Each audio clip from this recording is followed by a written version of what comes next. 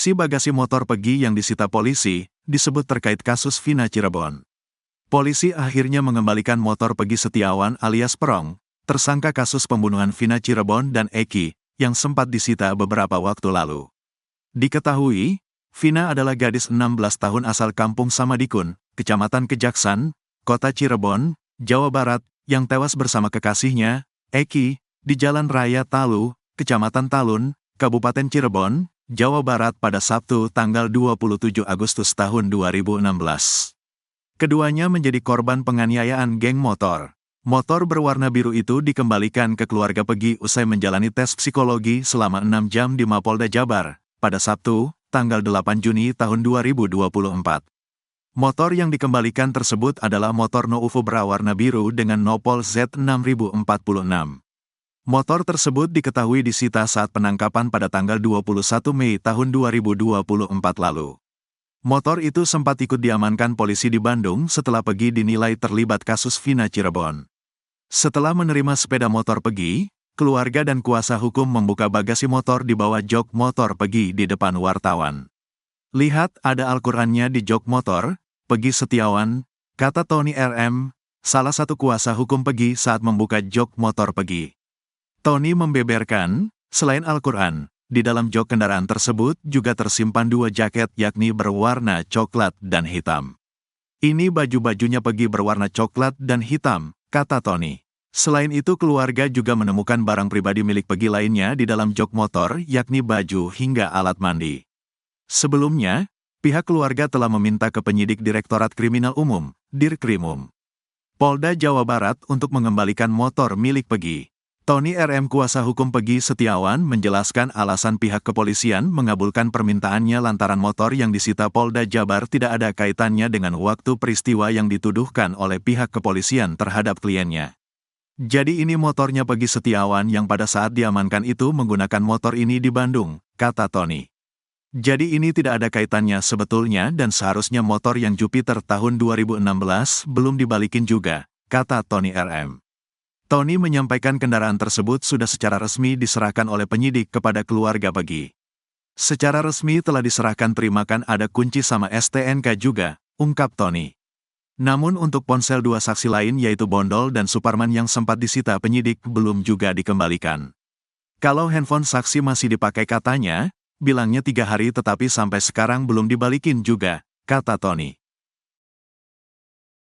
Suroto bingung baru tahu kesaksiannya beda dengan BAP, melongo disebut tak antar Vina ke rumah sakit. Keterangan Suroto yang mengaku pertama kali menolong korban Vina dan Eki dalam kasus Vina Cirebon tahun 2016 silam rupanya memiliki perbedaan dengan berita acara pemeriksaan, BAP, perkara tersebut. Adanya perbedaan keterangan ini pun membuatnya terkejut. Nampaknya dia baru tahu bahwa selama ini keterangannya yang dia sampaikan di media belakangan ini berbeda. Merespon hal itu, Suroto bereaksi bingung sampai terperangah menatap langit-langit. Dia terdiam sambil berusaha keras mengingat-ingat apa yang sebenarnya dialami ketika Vina dan Eki terkapar di jalan pada tanggal 27 Agustus tahun 2016 lalu tersebut.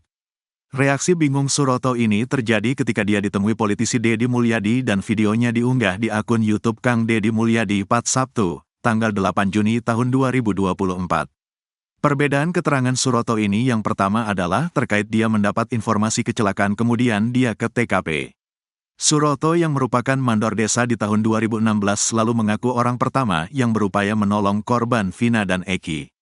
Namun menurut BAP, yang pertama menolong korban ke TKP justru Suroto berbarengan dengan 2 polisi menggunakan mobil patroli. Selain itu, saat awal mendapat informasi warga ada kecelakaan, Suroto kebetulan sedang di Polsek. Sambil kebingungan, Suroto membantah isi BAP tersebut.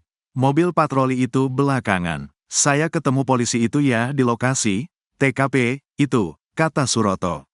Ketika ditanya soal perbedaan keterangan tersebut, Suroto hanya bisa tersenyum sambil kebingungan untuk menjawabnya. Keterangan berbeda kedua adalah soal korban Vina minta tolong. Sebelumnya saat Suroto ke TKP, Suroto mengaku mendapati Vina merintih dan minta tolong.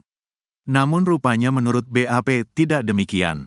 Menurut BAP Vina hanya merintih sambil berkata, "Aduh," berkali-kali menahan rasa sakit. "Tolong Pak, aku dulu juga," beri keterangan, minta tolong. Yang benar, ya. Tolong, minta tolong, kata Suroto. Suroto sambil kebingungan seperti tak ingat pernah membaca BAP itu di tahun 2016. Kemudian dia mengaku bahwa dulu dia juga sempat membaca BAP dari kesaksiannya tersebut. Namun nampaknya saat itu dia tidak membaca BAP dengan teliti sehingga langsung tanda tangan. Perbedaan keterangan selanjutnya adalah keterangan Suroto mengantar Vina dan Eki ke rumah sakit. Namun menurut BAP, justru polisi menggunakan mobil Ranger yang mengantar kedua korban ke rumah sakit. Suroto mengakui bahwa setelah Vina dan Eki diangkat ke mobil polisi untuk dibawa ke rumah sakit, dia membawa motor korban ke Polsek untuk diamankan.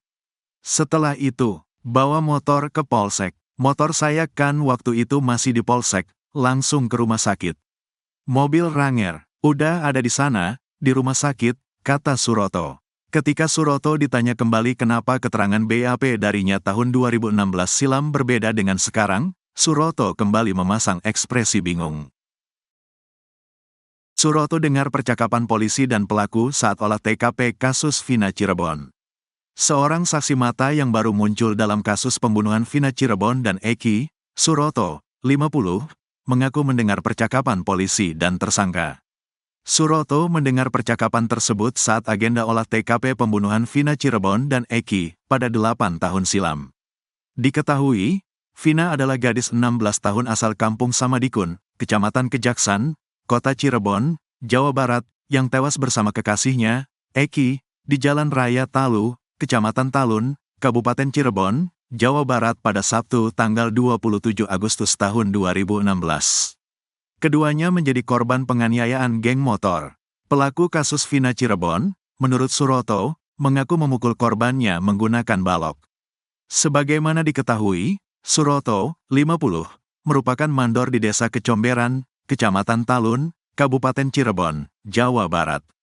Dia mengaku sebagai orang yang pertama dan satu-satunya yang menolong Eki dan Vina di Jembatan Talun, Cirebon, Jawa Barat pada Sabtu tanggal 27 Agustus tahun 2016.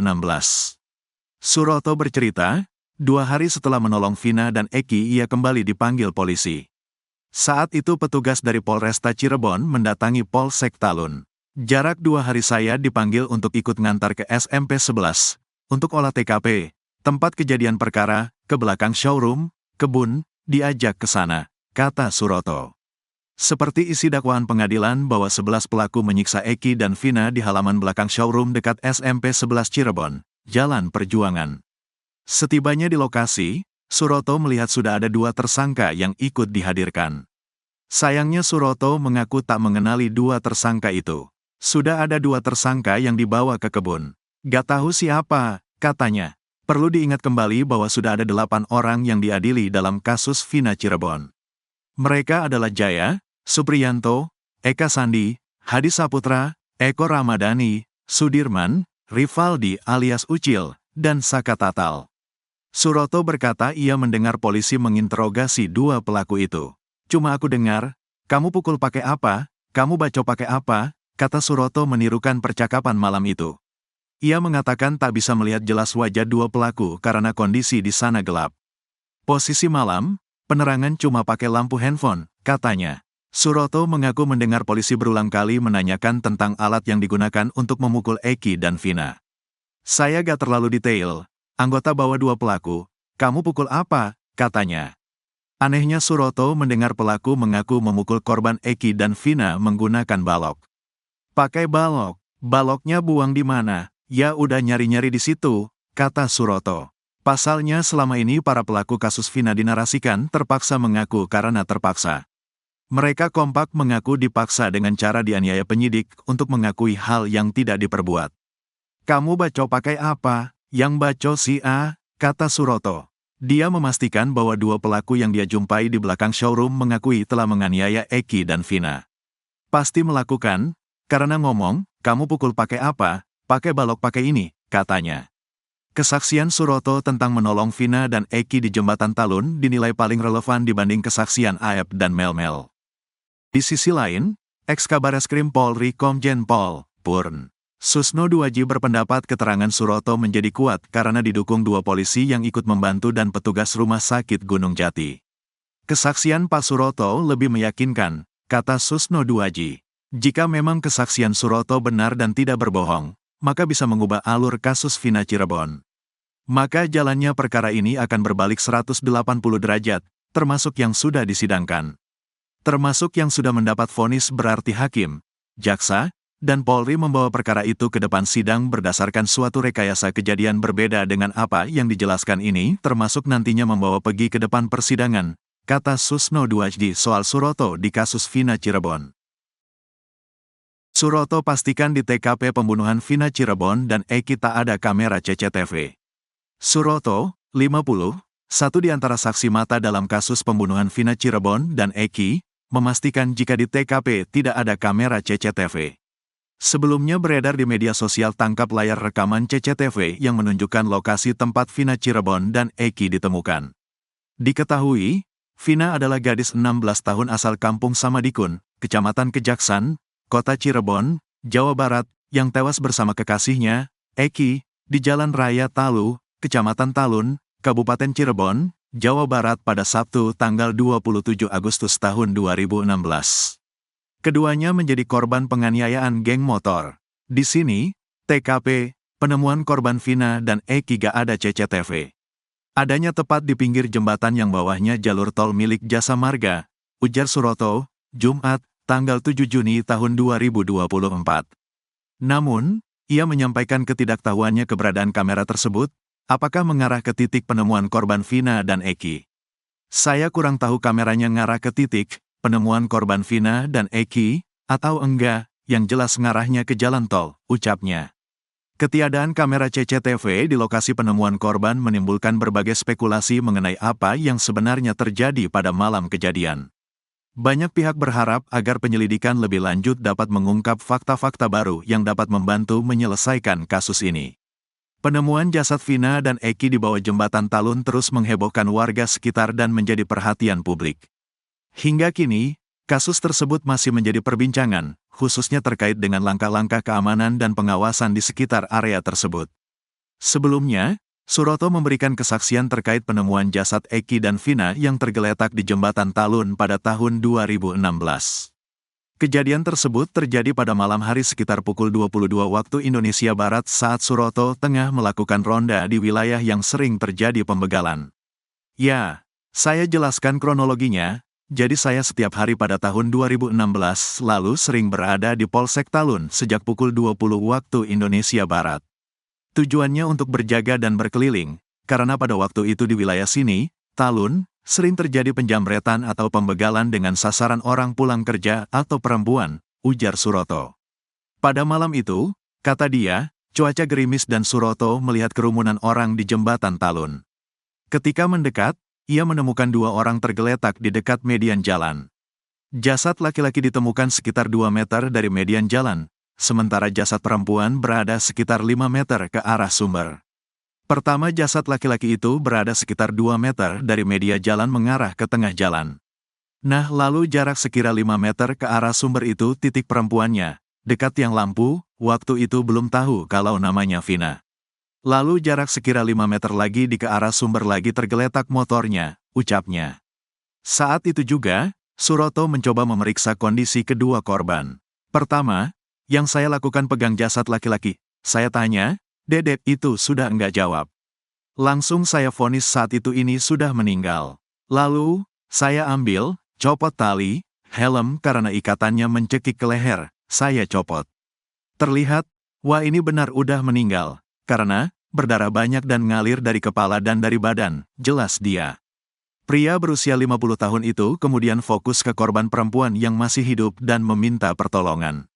Karena waktu itu, korban laki-laki, saya anggap sudah meninggal, saya langsung fokus ke perempuan, karena dia masih hidup, bilang tolong, tolong. Kata saya iya dek, sabar ya mobilnya, ranger kepolisian, lagi meluncur ke sini, nanti diantar ke rumah sakit, katanya. Tidak lama kemudian, mobil polisi tiba dan mengevakuasi korban ke RSD Gunung Jati. Suroto membantu mengangkat korban bersama polisi. Saya saat itu ngangkat korban bertiga aja sama polisi. Sebelum saya angkat, sebelumnya, daerah sensitif korban perempuan, saya tutupin pakai jaket itu, rok itu tuh nyilak dan kemaluannya kelihatan. Waktu itu pakai rok dan celana dalamnya itu tidak sesuai seperti yang kita pakai, alias melorot ke paha. Saya naikin dan saya tutupi pakai jaket lukanya di kaki, tangan.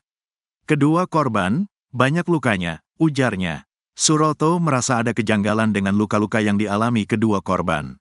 Kalau mukanya, enggak laki enggak perempuan lebam semua kayak abis disiksa, dia apa gitu banyak luka.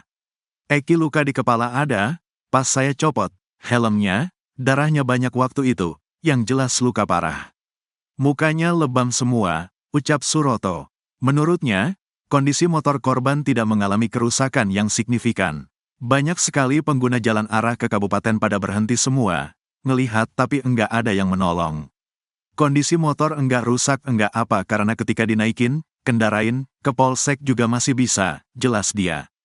Tak hanya saat ini, pada tahun 2016 lalu, Suroto juga memberikan kesaksiannya dalam persidangan. Saya ikut sidang 2 kali. Saya sampaikan, waktu persidangan, sama seperti ini, enggak direkayasa, apa adanya. Seminggu setelah kasus selesai dipanggil, katanya.